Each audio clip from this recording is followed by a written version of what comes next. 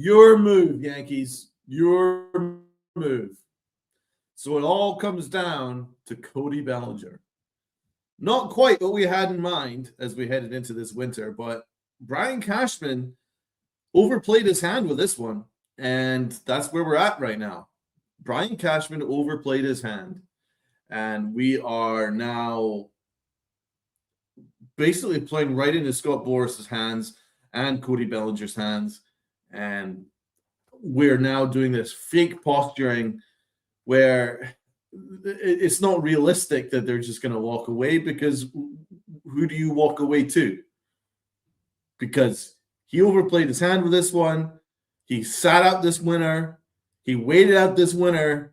And now the last one on the board is Cody Bellinger in terms of difference makers. And now here we're at. And I honestly think that probably the Mets might steal them off the Yankees, and I think it'd probably be for the best anyway. But let's talk about this. Let's break it down. I'm all my lonesome here, so it'll be an interactive chat. Uncle Teagle called in last minute, and Luca will be with us on Wednesday. So it's going to be me, myself, and I. So we'll have an interactive chat, and we'll bring up your comments and talk about Cody Bellinger. This is my 2 cents. This is my 2 cents on the whole thing with Cody. Brian Cashman, I'll try and be fair about this. I'm going to try and take a step back and not be like an angry fan. I'm just going to look at it purely in terms of the business of negotiating. Okay. You can't really negotiate and have any and show leverage if there's no leverage to go to, if you know what I'm saying here. Let's look at it from this particular vantage point. Okay. So at the start of the winter, let's look at these negotiations. It's the start of the winter. Brian Cashman told everybody that Cody Bellinger was his plan A, B, and C. Okay? Now, he never said those words, but it was very, very, very obvious. Okay? It was very obvious. And then when you factor in your owner saying, he would love to lower the payroll, or, he's talking about what debts he has to pay. It was very obvious that the Yankees really didn't have too much wiggle room. Okay. And it was really all about Cody Bellinger, because he said it. And Brian Cashman said it ad nauseum. Cody Bellinger, Cody Bellinger, Cody Bellinger. Okay. So how do you think that plays? Scott Boras you can say what you want about Scott Boras, but he is a well-seasoned veteran when it comes to negotiating with teams, okay? He'll be reading this going, wow, they're all in on my client here. Right, well, let's drive up the price, right? Let's play them at their game, because Brian Cashman already revealed his hand. Never go into negotiations already revealing your hand. That was an amateur mistake from Brian Cashman, and normally Brian Cashman's smarter than that. Normally he's much smarter than that, and salute a man. But yeah, normally he's so much smarter than that, and he played right into Scott Boris's hands. He really did. He already revealed his hand. He revealed that his plan ABC was Cody Bellinger, and Scott Boras has already played him in his game now.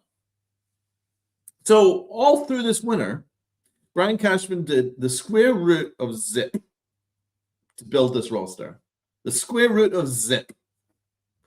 Now, I know that the Yankee talking heads will say, oh, what about Ahmad Rosario? Yeah, what about Ahmad Rosario?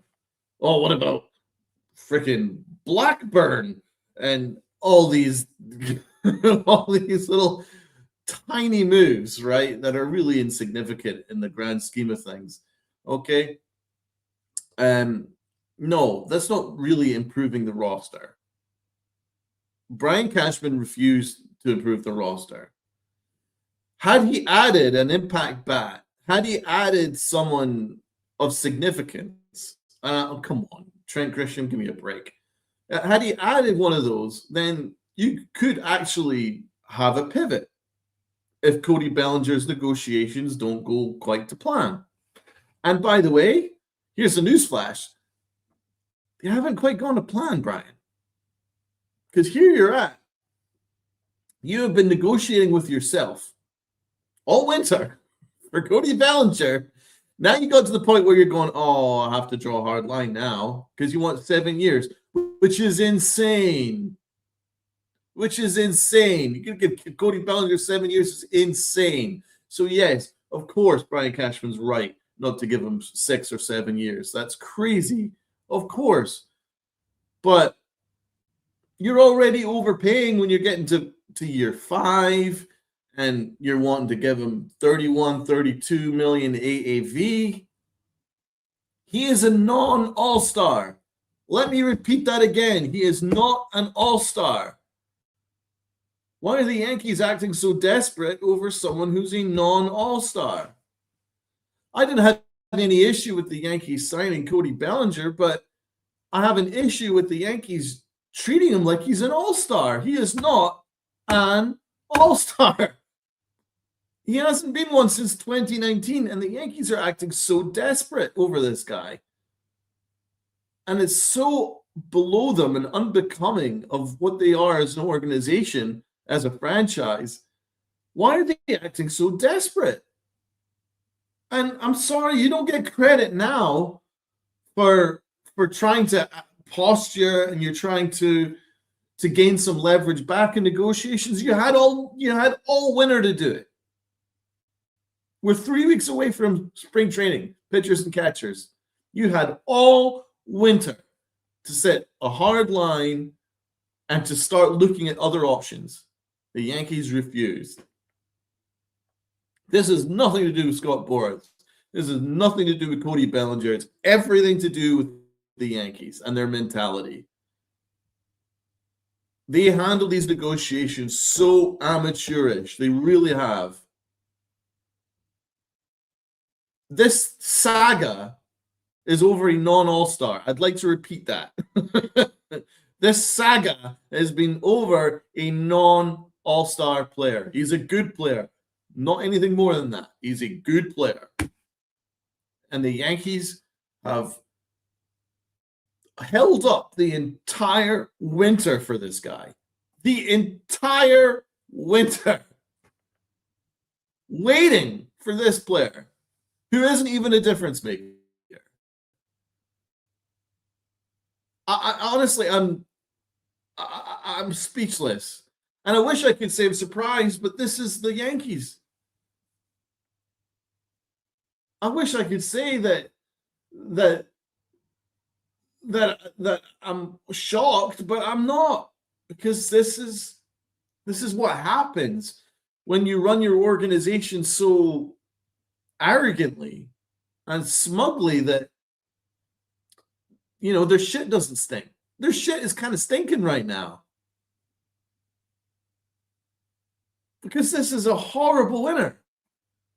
So what happens now, right? What happens? You've now overplayed your hand, okay? So you've now reached your maximum limit. Now you've walked away twice, right? We already did a show the last time Brian Cashman walked away. And this is why these negotiations are so imbecilic, right?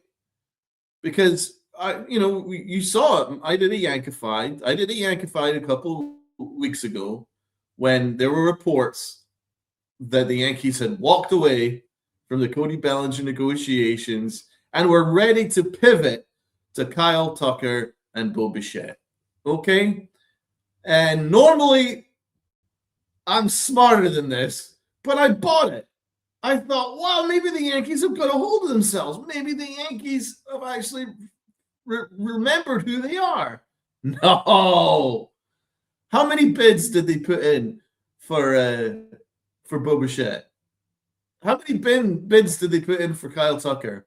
All right, answer on a postcard. No, okay, I'll just tell you now. Zero.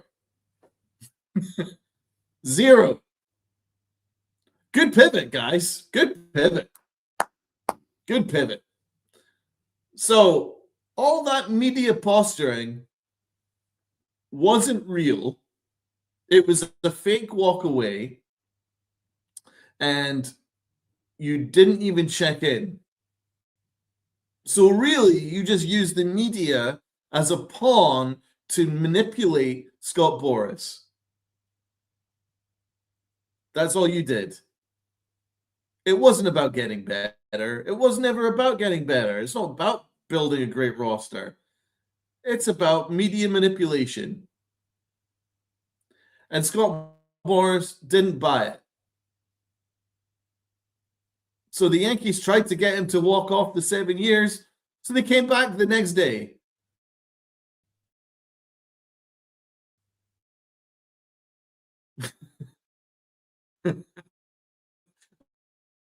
I thought you guys were walking away. They offered 2 opt-outs. Offered 2 opt-outs over that 5-year period.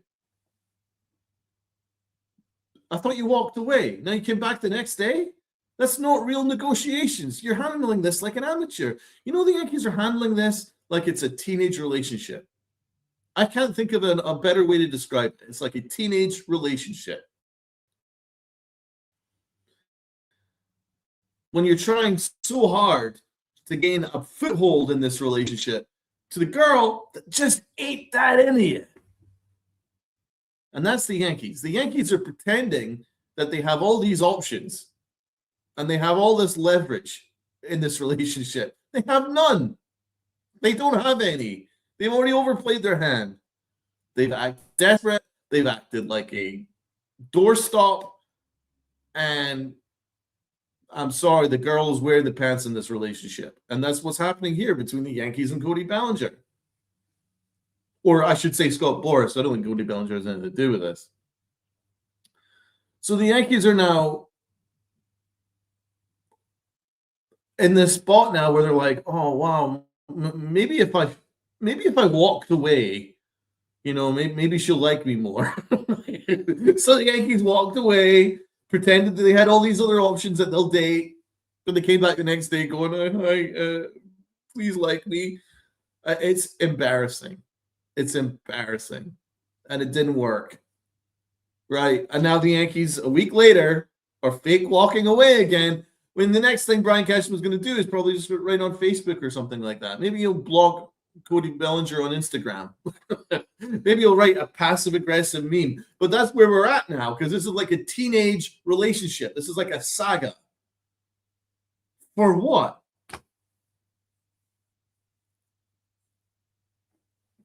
For what? So, honestly, these negotiations are absurd, well below what the Yankees should be negotiating. Honestly, Brian Cashman's been a GM for over 20 years. Surely he knows you don't overplay your hand. Surely you know that you have to have some leverage in negotiations. Surely you know the only way you can gain leverage in negotiations is to actually have a plan B. All this could have been sorted out months ago had they had a plan. They didn't have a plan. They didn't. Don't let the Yankees convince you otherwise. Don't let the Yankee shills convince you otherwise. Don't let Michael Kay convince you otherwise.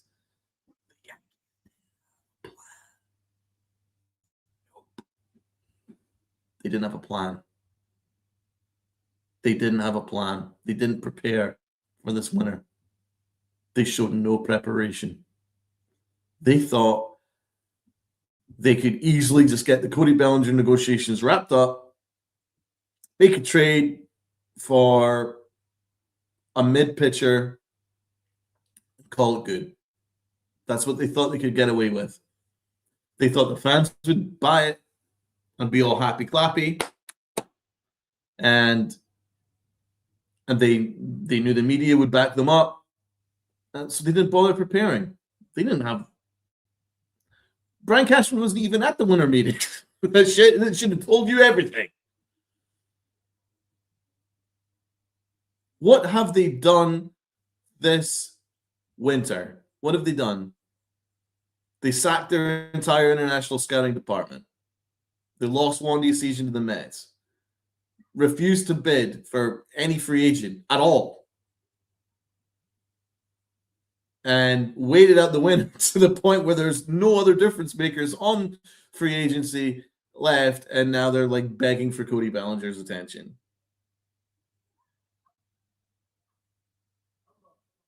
That's what they did this winter. But you can't really now fake walk away from the Bellinger negotiations, because who are you walking away to? You're walking away to lesser players. So that's what I'm saying. You can't really strong arm negotiations when you don't really have a plan B. They needed to get this shit done earlier in the winter when they had legit plan Bs. And why was Cody Bellinger plan A anyway? He's not good enough to be plan A.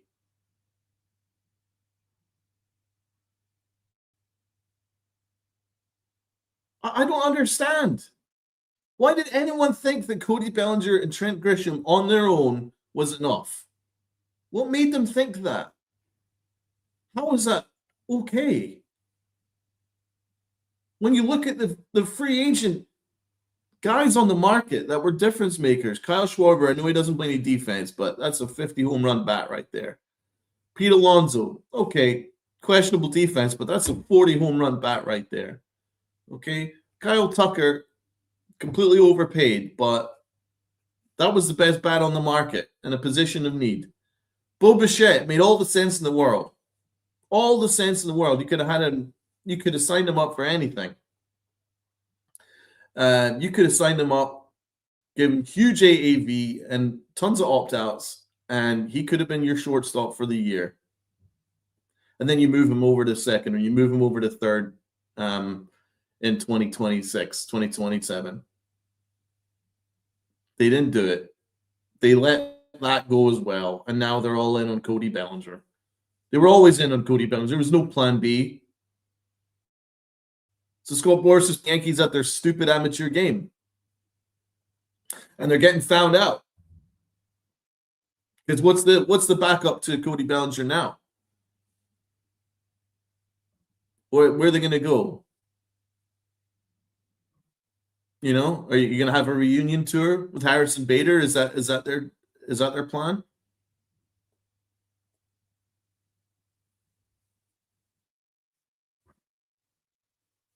They let Bader go. Now he's supposed to be the answer, right? Are you gonna have you gonna make bring in another platoon like a Hayes? Is that your great white plan?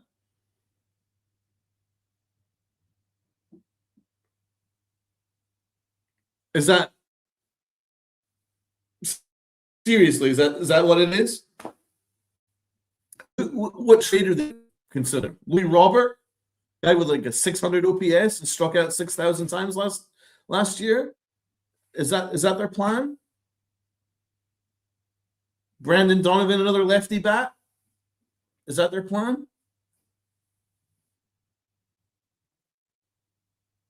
So, like, there isn't really an automatic guy in the trade market that you go, right, that's the guy that we should target. I think the major moves have already been made.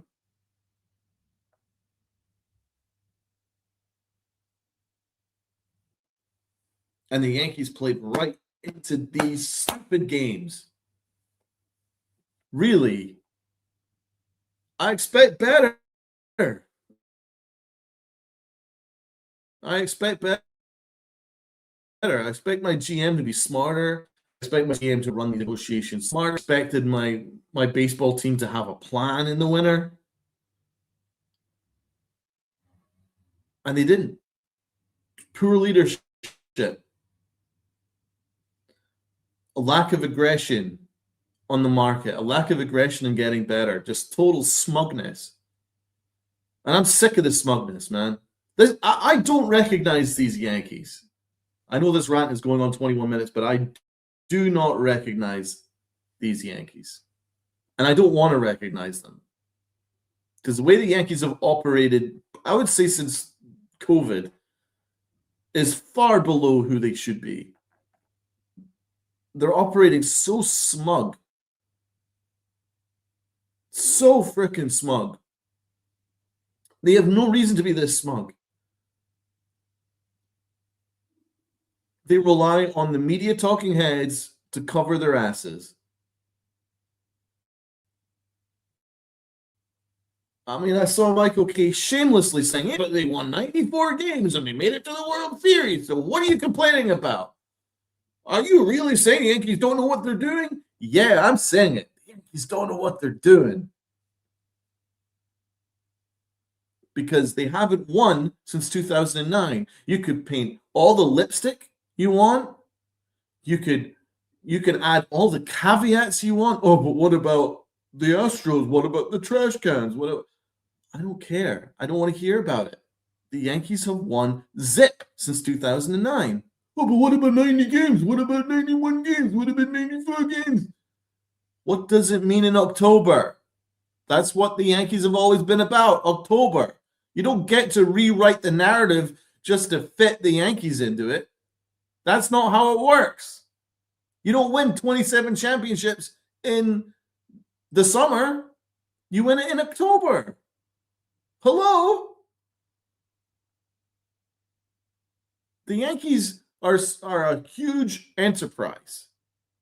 The biggest organization in sports. You don't just get to fit them into your narrative just so that you can look like you're the rational one and the Yankee fans look like the screaming idiots. That's not how it works.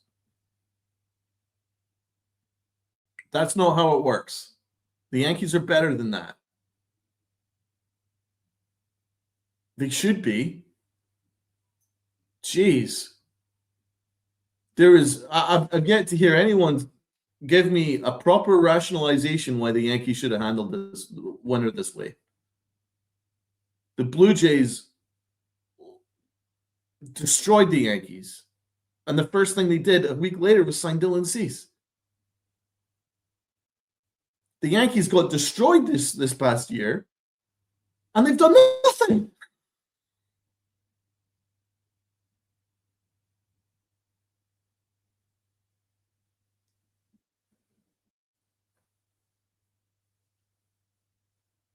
Let's interact with the chat.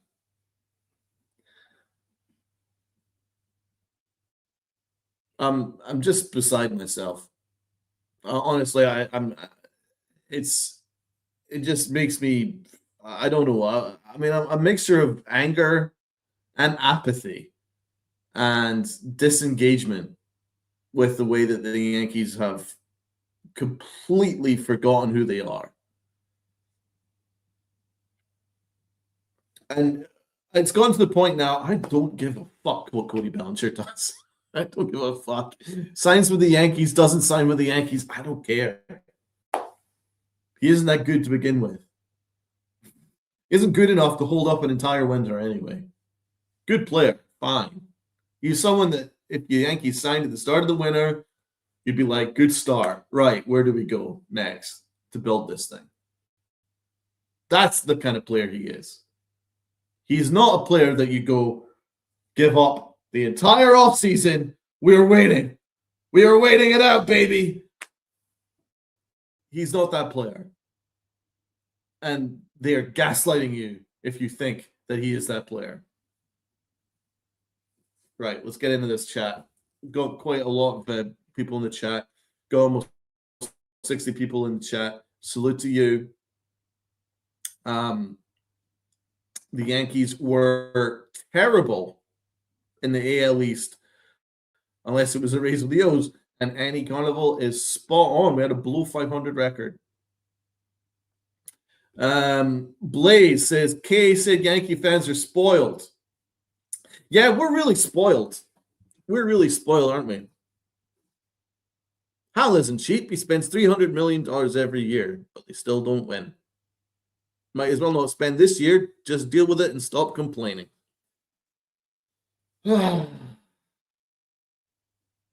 O'Kane's a shill. And I say that with respect to him because he's one of the reasons why I got into media.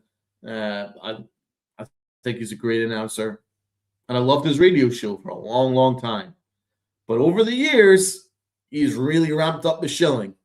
And in doing so, it's becoming slightly disingenuous. Yankee fans are far from spoiled. Let me repeat. We have won zip in 16 or 17 years. That's not spoiled, guys. How many major free agents have the Yankees signed over these last 16, 17 years? How many? How many of... Because I must have missed the day that we signed Alex Bregman or we signed Bryce Harper or Manny Machado. I must have missed that day. Did I miss the day we signed Corey Seager? All right, because it didn't happen. Did I miss the day that we bid for Kyle Tucker and Bo Bichette? No, we didn't even bid for them, did we?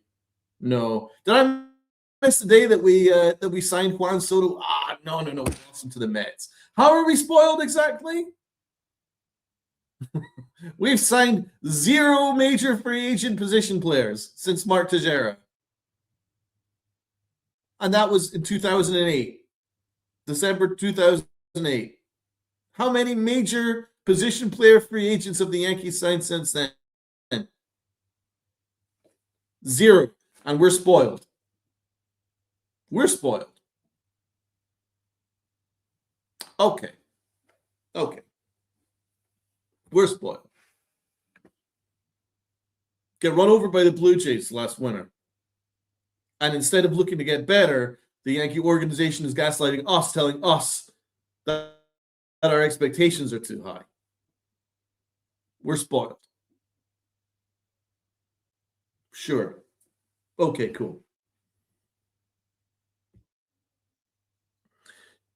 J23, lifetime Yankee fan since 1962. Love it. And the Yankees ownership and front office can go to Hades. L, or whatever term you want to use. Keep selling your merchandise, thieves. Welcome to the Pinstripe Chronicles. I think me and you are going to be friends, my friend, because I completely and absolutely agree with you. Without question. Keep selling your merchandise.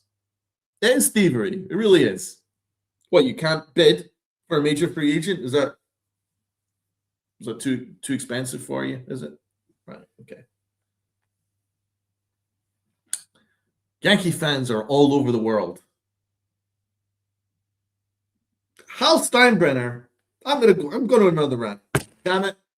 I'm getting myself wrapped up, but I'm going to go another rant. Hal Steinbrenner sitting there in his ivory tower, and he's like, what about me? What about all I owe to the city of New York? I owe $100 million to the city of New York. You know what? I would love to lower the payroll. What about this? What about the small market teams? Shut up. Shut up. What about all the fans that are looking at these Yankee ticket prices right now going, well, I want to go to a game. I want to go to opening day and I want to bring my family. But the ticket prices are going up. And then when you factor in concessions and parking and a shirt for the little one and another shirt for the little one, that's $1,000. Probably. Maybe 2,000. You factor it all in. Okay. So I'm going to have to cancel this holiday that I had planned because I'm going to go and try and make my kids happy and I'm going to take my kids to the game. This is hypothetical, right? You know what would be great for that family is if they had some players to frickin' watch. That would be nice for that family. But no. House too cheap for that. Ahmed Rosario, baby. And you better like it.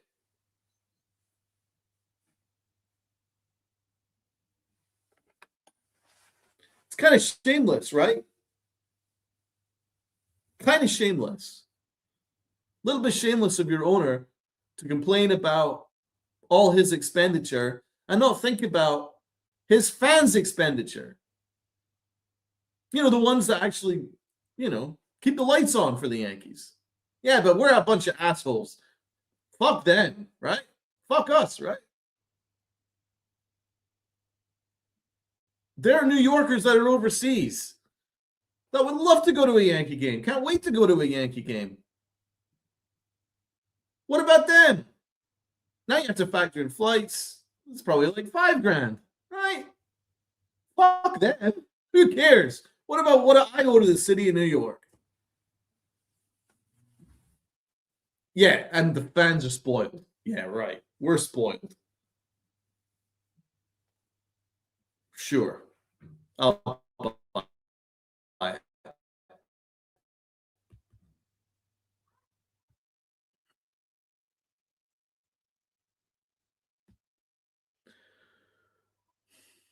Damn, Donald, you hit a home run with that take. It's too damn expensive. Only way to fix that is a salary cap. Well, we're heading there. We're heading there, my friend. We really are. Healing Men's Hearts. Good to see you in the chat. The Yankees could try and paper over the shit-stained team with pitching, but if you can't hit, it will show like it did. Oh, yeah, but what of Michael Kay? What did he say? We're like the best offense in the majors last year. Right. Once again, shilling will continue to shill.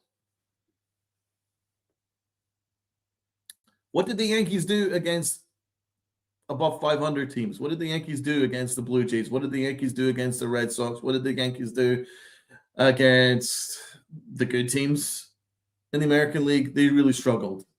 Yeah, they scored 25 runs every night against the White Sox and this, that, and the other. But what did they do as the real litmus test? They struggled. So how is it going to be any different this year? Never any answers to that, of course. Matt Miles in the chat. We got to say McMiles. I'll sign deals Amazon, Apple, etc. to stream Yankee games. I spend over $200 for one cable box, and when I go to watch a Yankee game, it's on Amazon Prime and Apple TV. I'm getting screwed, bro. We are getting screwed. $200 a month, and all we ask for is that our team wants to get better. I would willingly pay the subscription to MLB TV out of market to watch my Yankees play every single day. I would happy do it, and then look to get tickets to the game, which I do every year. I'd happy do it if the Yankees actually showed that they actually want to be a competitive baseball team. But they are taking the fucking piss out of us, man. We really are. They really are. They've really taken the piss this year. You can't make a bid for anybody, and then you still expect the fans to shill out and spend extraordinary amounts of money. Extraordinary amounts of money. For Apple, for Amazon, for MLB TV, for freaking YouTube TV, for freaking Netflix. Who else? What other app are you going to give it? Gotham. Yes, Network. What else are you going to? Verizon. Okay, how many more apps do you need, baby? Just to watch your freaking baseball team not sign anybody and plead poverty. They have their own television network. You're not that poor. You make more money every year than the Dodgers do, and the Mets do. You ain't that poor, guys. You can't gaslight me. I'm sorry. I got a degree in bullshit.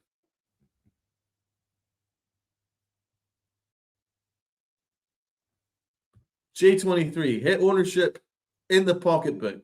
They'll be forced to sell to billionaires, which is the only way to now to compete in baseball.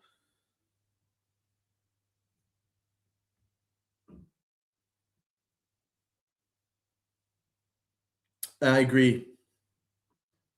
The problem is you can't really get a united amount of people to go, right, I'm not going to go to a game, because there's always going to be someone who's going to take that seat. I mean, the Yanks are like the place to go in the summer. They really are. It's a tourist trap. Let's face it, and that's fine. But so you're always going to sell out. Exactly. Yankees get bailed out as a tourist trap. That's what they are. So they're always going to sell out. The diehards might back away, going, you know what? They're not worth my investment. And they'll be like, fine. Some dude from South Korea will take your seat. And that's fine. They don't care. As long as the money comes in, they don't care. They can be as brazen as they want, pretending to be poor, pretending that the market of baseball is too much for them, right? Because they don't care, because they know that Mr. X and Mrs. X over other side of the world are going to take that seat. Happy days. Money keeps coming in.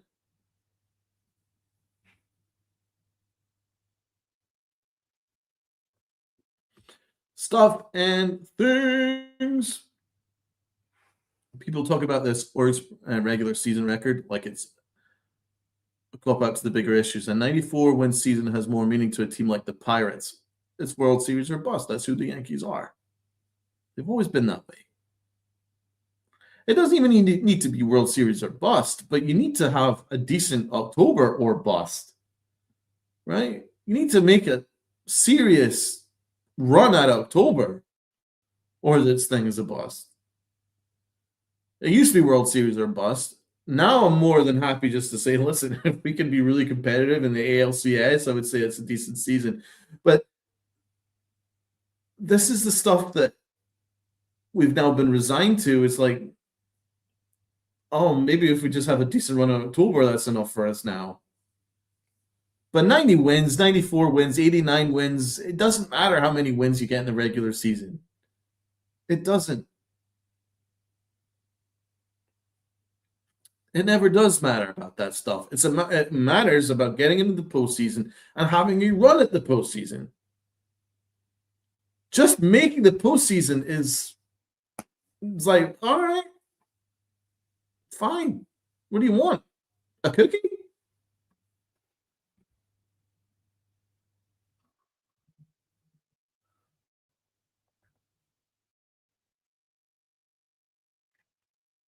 What else we got in the chat, guys?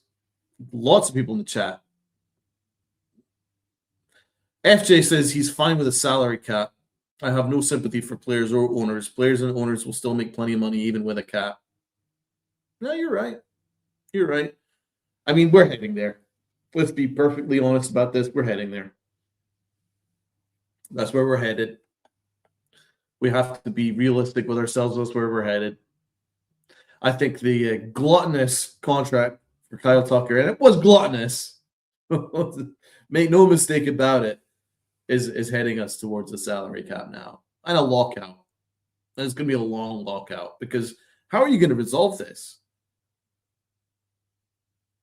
We're in a really tough spot because one of the big market owners, Hal Steinbrenner, is very much on the side of the small market team, and very much on the side of salary cap. So when you have that and you're in the salary cap corner, and then you'll have maybe the Dodgers and the Mets on the other side of the corner, how are you going to resolve that? I don't see that it's going to be resolved.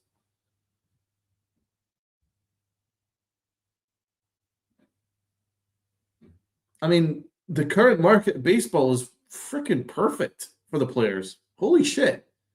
When you have a all-star like Kyle Tucker, but he's not anything more than he's not like an elite of the sport. He's not like Aaron Judge and Shohei Ohtani, and he's getting paid $20 million per year more than Aaron Judge. The market is going great for the players. When an above-average player like Cody Bellinger is sitting there going, I want 7 years, almost $200 million, please, thank you. You know that the market of baseball is going great for the players. So that's going to be a battle that's going to need some serious resolving. And I don't know how it's going to be resolved. Manfred's not capable of that. Tony Clark, the MLBPA, I mean, they're spineless. They're a bunch of cowards. So this thing is going to go on and on. I don't see how it's going to get resolved. I don't. I think you're going to see a long out.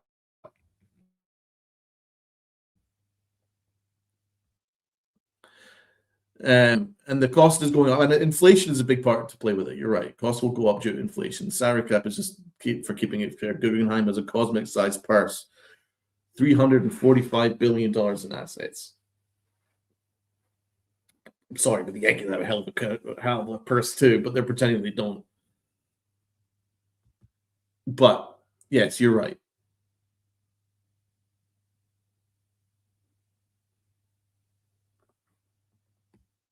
Blaze, Donald, you don't even attend all 162 games at the stadium. Hal won't care if you skip them. I never said he would. Yeah, you're right. There are still plenty of Yankee fans who watch the games, right? I don't know what point you're making here. I mean, I've already made clear that Hal doesn't care if the diehard fans maybe back out or whatever. You can't really make an organized attempt at a boycott or anything like that. And there's plenty of diehards that are perfectly happy with this. There's a major percentage that aren't, but the Yankees really aren't too interested in the fans. They're just only really interested in the bottom line. Okay, so make out of that what you will. Something things. I honestly do not plan on going to the games this season. This team swears by their pitching. They kind of hit. Yeah, I'm kind of with you. Andy Colonel, what's the cheapest price seated? Well, actually, to be fair, I'll give them credit. It's cheap to go to the right field bleachers. You can go to get it. You can get a seat for $10 and all that stuff. That's the cheapest, and they're good seats. So you can still have a good time. That's what I did with Uncle T. I went to a game last summer. Normally, I go all through the summer, but this time I only went to one because I was pretty down on the Yankees at the time. Still, it was a good time. Sit in the right field bleachers, you have a good time. I mean, it's still fun. But then, when you factor in other things like travel and concessions and it all starts to build up and build up. And if you're bringing in a family of 4, and maybe they want to get closer to the action, then it really ramps up. And then you're talking in the hundreds and the hundreds of and the thousands and the many thousands. So it is what it is. Free agents are a waste of money. That's what free agency is all about. Yankees won 96 games last year. Really didn't. Please, everyone, pray for. All right, I'm sorry, man. Thoughts to your mom.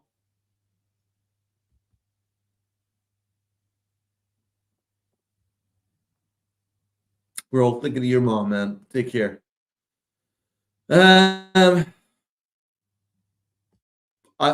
is a really good point. Mets fan since maybe Hal doesn't love baseball as much as George did. Yeah, well, we know that. Hal actually said that sometimes he doesn't think he deserves to be the owner of the Yankees. And yeah, we know that George likes baseball a hell of a lot more than Hal ever does. George was a fan. He was a fan. He's a fan similar to like Cohen is. Your Cohen is. He's a fan. He wanted to see his Yankees get better. He wanted to see his Yankees in the headlines. He wanted to make the big headline move. He loved to do it. He loved to piss off the rest of the teams. He loved to do it. He got off on it. And he also instilled a winning mentality that resonates to this day, to this fan base. Not to the people that are actually working in the organization now, but certainly the ex-players and the fans, they have that winning mentality, and it all starts from George. Unfortunately, Hal doesn't have that. Yeah, exactly, man. Michael Kay has no credibility. He's a company man for the Yankees. Exactly. And it's not about Michael Kay. As I say, I really respect him as a journalist. I really respect him as an announcer, but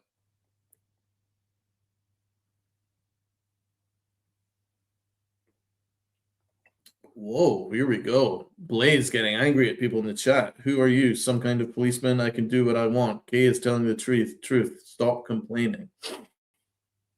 Yes. Stop complaining. What are you, a policeman, Blaze? Yes. Stop complaining. Stop criticizing the great Yankees. Yes, right. Okay. Because they're beyond criticism, aren't they? Because they've handled this winter perfectly. Yes. Stop complaining. Just shut up and take it. Right. That's nice.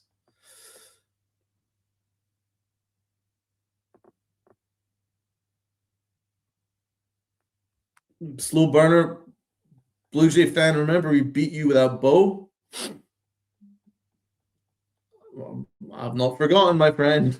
The Blue Jays absolutely ruined the Yankees last year, and the Yankees are pretending that they didn't. So that's not on me. That's on the Yankees. John the Beagle Dad is sick of having mud on his face every year. Yes, it's tough. It really is tough. One thing I do agree with Uncle Ted here is Bellinger isn't worth 250. That's a fact. That is a fact. Absolute fact.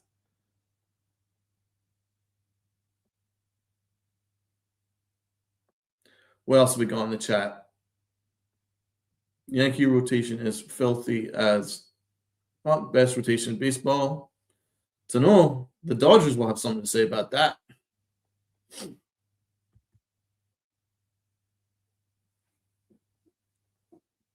And by the way, Uncle Ted, I mean, the rotation that's going to be playing the first 2 months of the season, hardly the best rotation in baseball, because Garrett Cole will not be in it.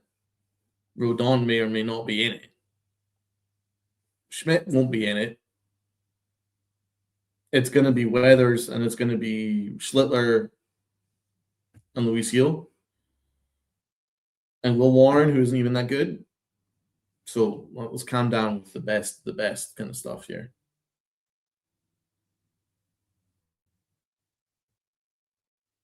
CVB spot on here. The moment Grisham accepted that qualifying offer, the money they set aside went away. I think we're trading for someone. Exactly. They allowed a mediocre player like Trent Grisham to dictate their offseason, just like they're allowing an above-average player like Cody Bellinger to dictate the rest of their winter. This is unbecoming of the Yankees, let's be honest.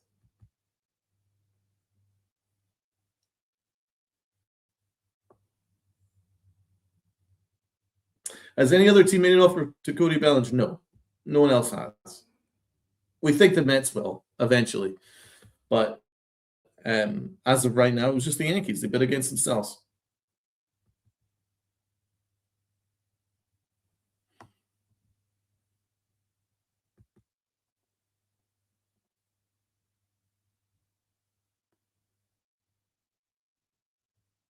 Well, this is I completely agree with you, Blaze. As a Yankee fan, I just have to accept the Blue Jays are the better team. The Yankees are pretenders. They have a stronger front office, a better owner, and a better manager. Absolutely. I mean, it shouldn't be It shouldn't be accepted, but that's the fact. The Blue Jays do have a better owner. They do have a much better manager, and a stronger front office. All I'm asking, right, is for the Yankees to have something similar.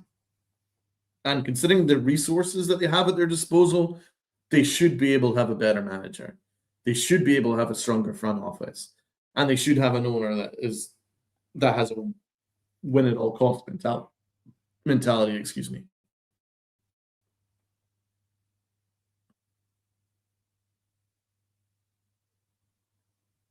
Miles is right. 26 years of Cashman, 9 years of Boone. This front office needs to be dismantled. Kay gets paid $2 to $3 million a year from the Yankees. Exactly. I mean, you're never gonna bite the hand that feeds you, are you? You know what I'm saying? I think pretty much all of us, if we're getting paid $2 to $3 million with the Yankees just to suck up to the Yankees, I think you'd probably do it. So, I mean, it's nothing against Kay personally, but it doesn't mean that I have to agree with him. But McMiles is right here. 26 years of Cashman, 9 years of Boone. This front office needs to be dismantled. That's the problem.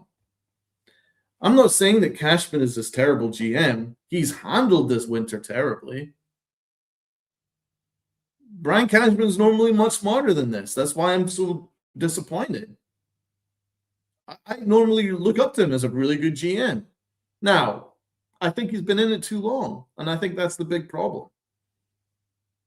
And because the rest of the front office have all been in the job too long, they've all kind of been there, like Tim Nearing and Fishman and Gene Afterman and all these folks. They've all kind of been in it in the same amount of time as Brian Cashman have. They've all been in the same position for over 20 years. It's really difficult to get a fresh perspective that way. You know, and then you got Minaya, who's never a good Mets GM, as Cashman's assistant. All he is Cashman's yes man, because in the winter meetings when he was the de facto number one GM, he did absolutely nothing. So our front office is not firing in all cylinders. And they're really smug about it, and they're really pretentious about it.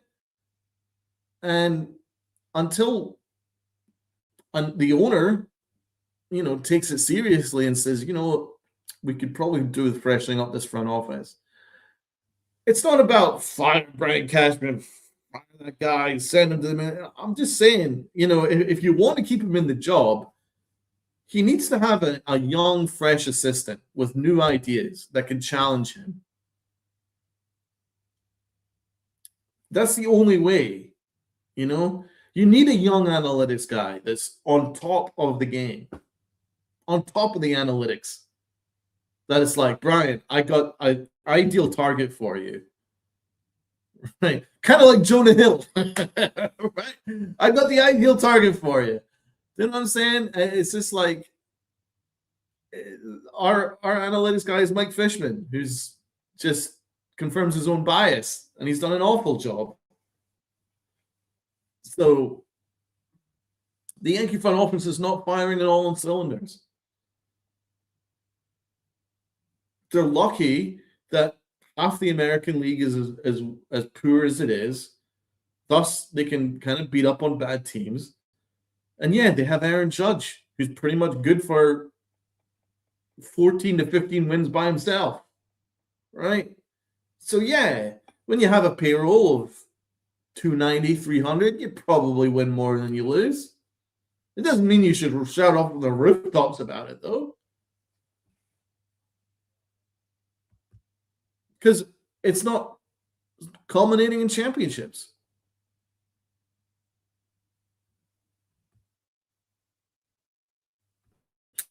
Yes, Cashman is a very bad poker player now. He handled his negotiations like a really bad poker player. He revealed his hand, and now he's trying to now he's trying to get out of it. I like how Vegas always has the Yankees the favorites to win the division, and they've done nothing exactly. Yeah, it's not a safe bet at all. Forget about Bellinger in the next two. So it was really good to talk to you guys in the chat. Everybody hit the like button, hit the sub button, and do all the good stuff. Share it out to your friends and family. I was surprised Grish took that money all on one lump sum. I would have wanted years guaranteed going into the lockout. I'm not surprised. I'm not surprised. I said it at the time. When I remember we did a stream when we offered him the qualifying offer, I was like, "Oh my god, what are they doing? He's going to take it." Of course, he was going to take it. Why would you not take it? It's getting paid almost 5 times what he got paid last year in one lump sum. He's going to take that guaranteed money. It'll help him through the lockout. Trust me. When you're only earning $4 million a year, and then suddenly you get handed a check for 22 and a half, you're taking it. That's generational wealth right there. I think you'll be okay through the lockout. But the fact that the Yankees allowed Trent Grisham to dictate how much money they have available is a laugh. And the fact that they've allowed Cody Bellinger to uphold their entire offseason is a laugh. So let's look at where we go here. We're holding hard and fast on 5 years, which is where we're at. Okay, do not go 6 or 7. Do not, absolutely not. And I'm glad that they're not. But the Mets could jump in here, and honestly, God bless them. I think he should go to the Mets. I'd rather have one mistake rather than 2. We already made one mistake with Trent Grisham. Don't make another mistake in Cody Bellinger. He's a waste of money. He is. He is. You can find other guys. You could find another combination to give you what he gave you. You can. It's going to be expensive in the trade market, but 29 home runs and 90 RBIs is not an insurmountable statistic to get in the trade market. But do I have a name right now on the top of my head? No. That's the problem, because the Yankees have wasted the entire winter on this awful situation. So they've kind of done this themselves, but that's my idea. I say walk away. I say walk away. I think they should.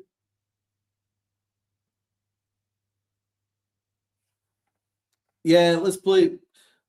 Maybe Spencer Jones has this unbelievable spring. Maybe he does. Maybe Harrison Bader, sign Harrison Bader. Bader's good for 70 plus RBIs and 18 and 19 home runs. Right? Maybe you sign Harrison Bader, and maybe you give Spencer Jones a run. And maybe Spencer Jones looks like a beast. Maybe Spencer Jones has the rookie year of all rookie years and hits 35 home runs and looks like a beast. All these things are capable of happening, but they're not capable of happening if you overpay for Trent Grisham and overpay for Cody Bellinger. That's your entire offseason. So that's why I'm saying 2 wrongs don't make a right. We've already made one massive mistake giving Grisham the qualifying offer. I'm saying now, you know what? Why not just look at what we have with Jason Dominguez and Spencer Jones?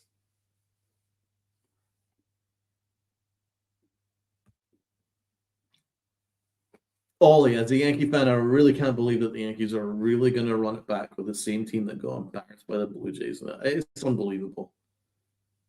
You're right, Ollie. It's unbelievable. It's shameless. It's shameful and it's shameless.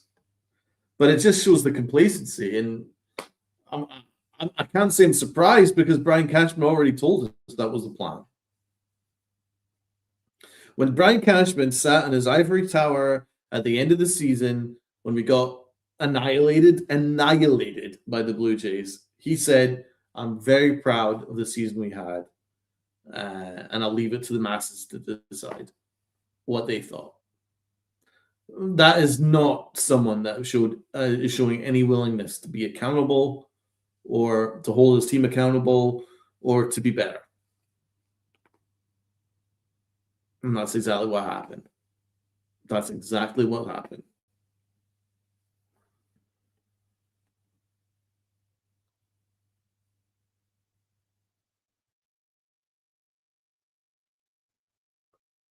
Duran says, think of the insane surplus of starting pitching the Yankees are going to have at the deadline if all the starters are healthy. Big if. Big if. And should we look into how much should we read into Austin Wells' emoji at the picture of Cody Bellinger?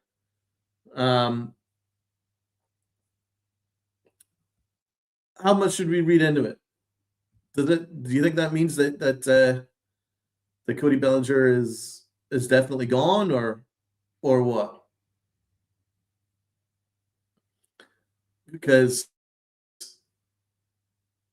there is an image on Cody Bellinger's Instagram of Bellinger working out in the weight room, and then you have Austin Wells crying emoji. How much do we read into that?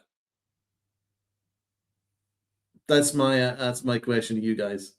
How much do we read into that? Does that mean that maybe he knows something that we don't? That maybe the Mets are very much waiting in the wings? Hey, it could happen. Could happen. I wouldn't be surprised. Well, that's true. But no, I could see Harrison Bader as being a realistic. Healing Man's Heart says here, Harrison Bader projects with 81% reliability, 56 ribs, 15 stolen bases, 252 batting average, 716 OPS.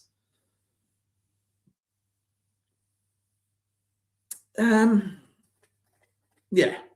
I mean, not great. I'm not going to pretend that it's great. But I do quite like Harrison Bader. I think he's a pretty good player. He's not an all-star. That's for sure. But yeah, so obviously to start the year with the twin, he had 38 RBIs, and then he had 16 ribbies. So that's 50 plus RBIs last year in total. But he hit well with the Phillies, about 305 with the Phils in 50 games. That's pretty good. So he'll bat for average, and he knows the Yankees really, really well. I like his attitude. He's a bit of a gamer. In the 2025 regular season, he had an OPS of 796, which is actually really good. 17 homers, 54 RBIs, 796 OPS. I mean, it's not a million miles away. 277 batting average. It's not a million miles away from Cody Bellinger. Certainly not in terms of the relation of money, because Bader you could probably sign for maybe $12 to $15 million AAV as opposed to what was going to cost like $35 million AAV to sign Bellinger. I don't think that much of a difference between them. That much in terms of finances.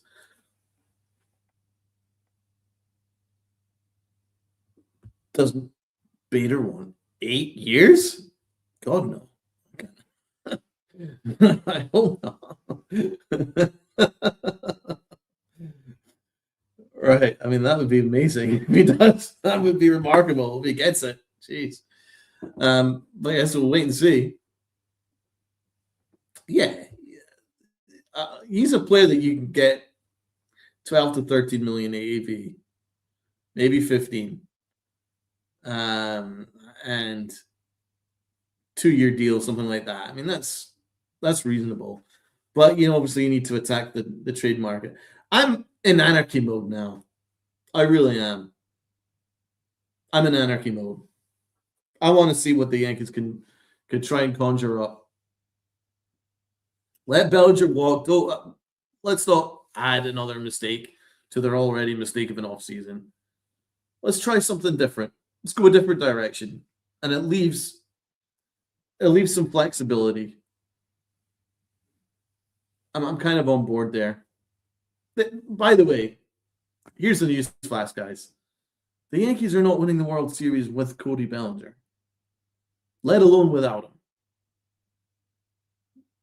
So we might as well be flexible and look at other ways in which to build this thing. How do you know, Donald? I can tell you for a fact. The Yankees have a 0% chance of winning the World Series as it stands. Absolutely none. 0 chance. With Cody Bellinger, maybe a 10% chance. It's very, very slim. Very slim. They are, even with Cody Bellinger, I think they're a third-place team in the East. Maybe if you're lucky, if you have an amazing year, which we won't, maybe second in the East. Maybe. But they've not done anything in October. So when Aaron Boone's your manager, what's Aaron Boone shown you guys since 2018 that he's going to be a manager that's going to win you a World Series? The last time we made a World Series on the back of Juan Soto, Aaron Boone embarrassed it. So Boone's not a manager that you're going to win with.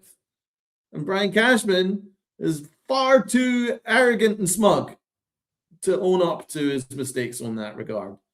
So I don't see any reason why we even overpay for Cody Bellinger. I just don't see it. Let's try and do something a little different. Let's look at other options. I think give Jason Dominguez and Spencer Jones an opportunity. You sign someone on the lower end like Harrison Bader, and maybe you look at the trade market.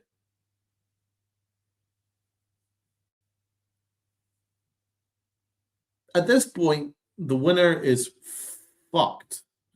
I hate to say it. Not to put too fine a point on it, this offseason is already fucked. So let's not compound the mistake by overpaying. Let's find another way in which we could do this.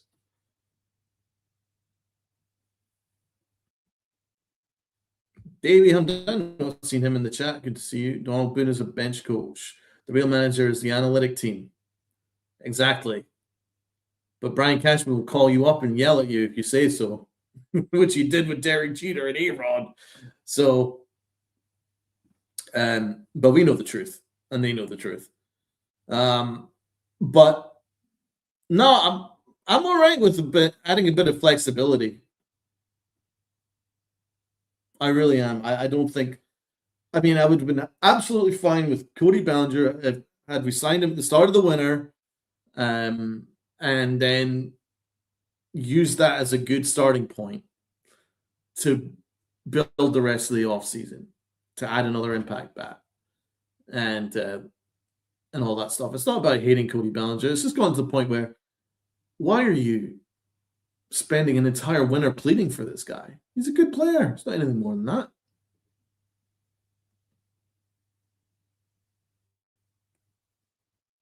I don't get it. I don't get the way that they've handled the negotiations. It's very disappointing. Right. Jason was right. That's my point is. It's like, Why overpay when you know you're not good enough anyway at this point? Even if we get Belly back, we're going to have the same lineup that isn't good enough. Exactly. There's too many problems here to fix. There's too many problems here to fix. You got to, everything needs to go absolutely great in order for this to be a better team than last year. You need Trent Grisham to somehow repeat his 30-plus home run season. Good luck with that. Right? You need Cody Bellinger to somehow have a year as good, if not better, than last year, if we even re-sign him at all. If you look at his career, 4 of his past 6 years, he's not been a very good player. So he needs to be great again. Then you need Aaron Judge to play similarly as he did last year. Last year was a historic season. He needs to be historic again. And then in first base, you need Ben Rice, who isn't a first baseman, to master first base. Okay. They need Volpe to not play like an idiot. Good luck with that. They need McMahon not to strike out 6,000 times. Okay. There's a lot of ifs right here. Then you need Austin Wells to play better than he has since he's been called up to the majors.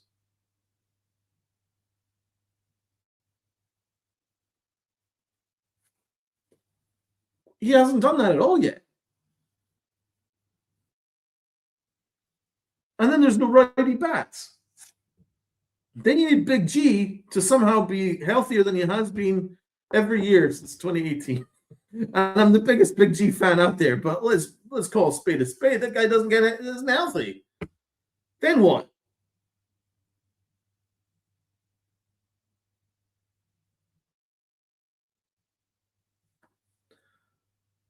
Thank you, man. There's a lot of Delulu podcasters out there. I'm certainly not one of them.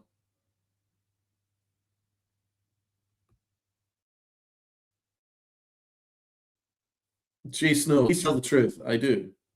At least there's actually Yankee podcasters who will tell you this is a top offense in baseball. I disagree. It's a good offense, but it's not the top offense in baseball because to be the top in baseball, I need to see them actually do well against good pitching. I need to see them do well against good opposition. This Yankee team hasn't done it. They didn't do it all last year.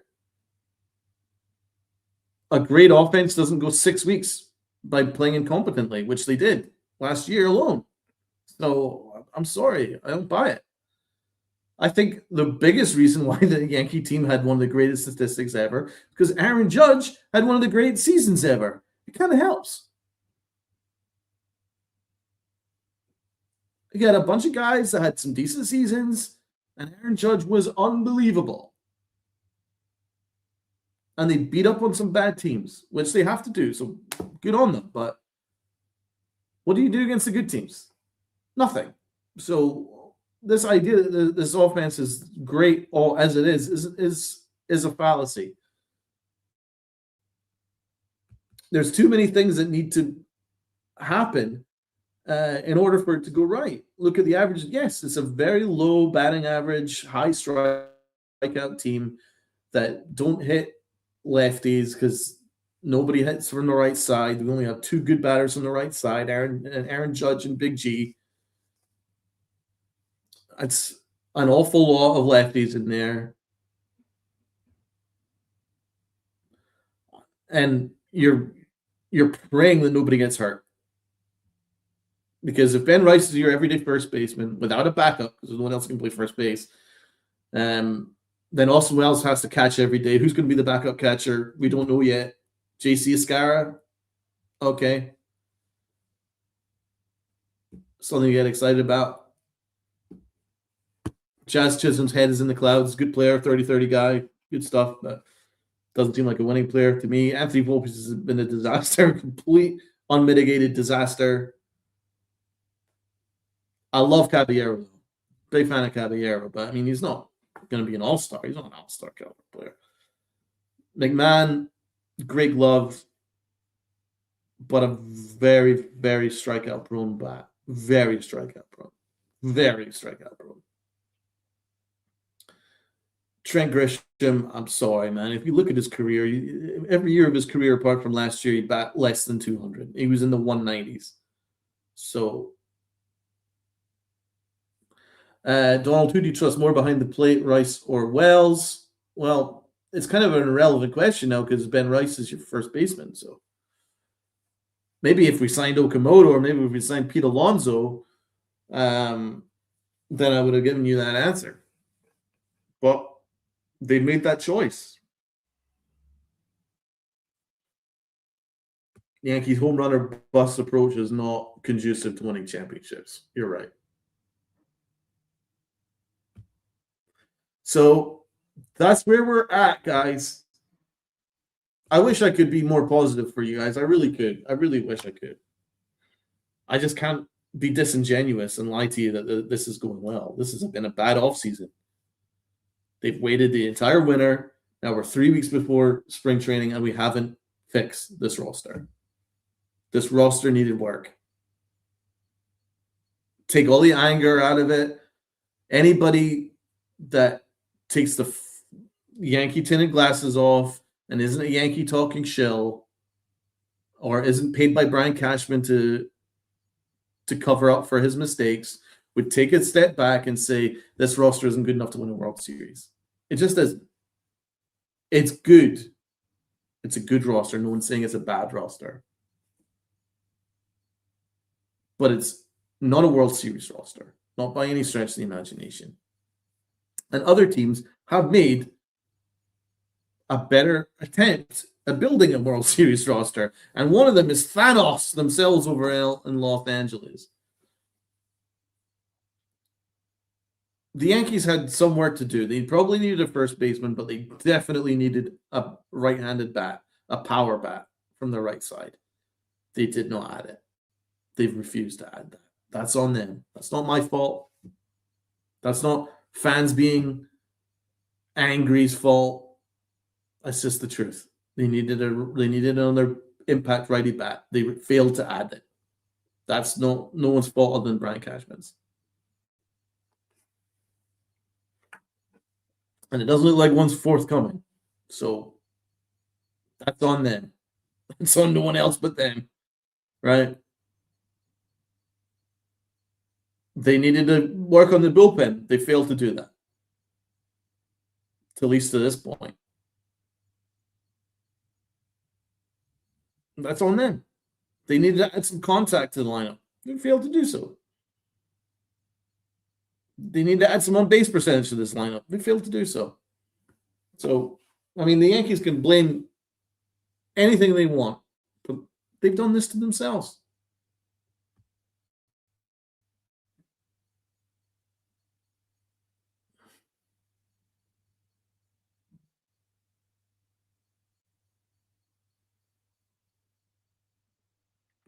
Donald, his Yankee team doesn't have the mullet sign Tucker, Bo, and Scooble.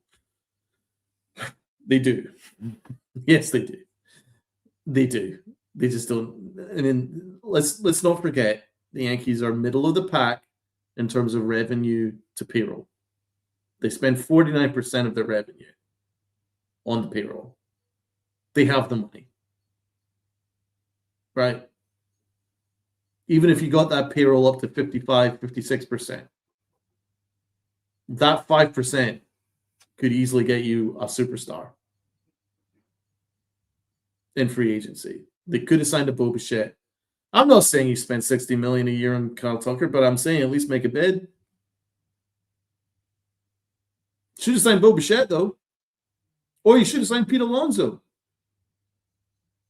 Light up. Make Ben Rice your catcher. There was other things they could have done. Okamoto. Really exciting bat that gave you defense from the right side and first base and third base.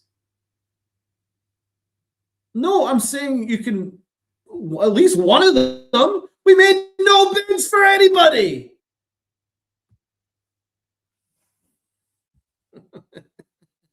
I'm not yelling at you. I'm just yelling in general. They could have done something. anything. They did nothing. Anyway, I gotta go. I gotta head out. Uncle Tats and Luca will be on Wednesday with myself. Hopefully, there's some Yankee news to break down. It's been a pleasure ranting to you guys as well. And I'm sure we will have plenty to talk about as we head on. But it's been a pleasure to talk to you guys. I hope you guys enjoyed the show. Please do remember to hit the like button and share it out to your friends and family and stranger in the corner. This has been another rant on behalf of the Pinstripe Chronicles on the one-man wrecking crew of Donald himself. And thank you so much to everyone that has chimed in. And it's been great to interact with all of you. I appreciate it. The fact that you guys give an hour and a half, 2 hours of your day every day or 3-4 times a week to talk to us. Hate you too, man. And talk to us and support us and all that. It means the world. So don't forget that. And thank you so much. Anyway, I do want to say, really want to make that clear because I know there's a million Yankee podcasts out there, none that are as honest as us. But I do appreciate that you guys are always there for us. So you're there for us. I'll be there for you. So that sounds really kind of like a Clinton cards right there. Yeah, a little bit too Hallmark right there. But anyway, the sentiment remains. And thank you. And I'll see you guys next time.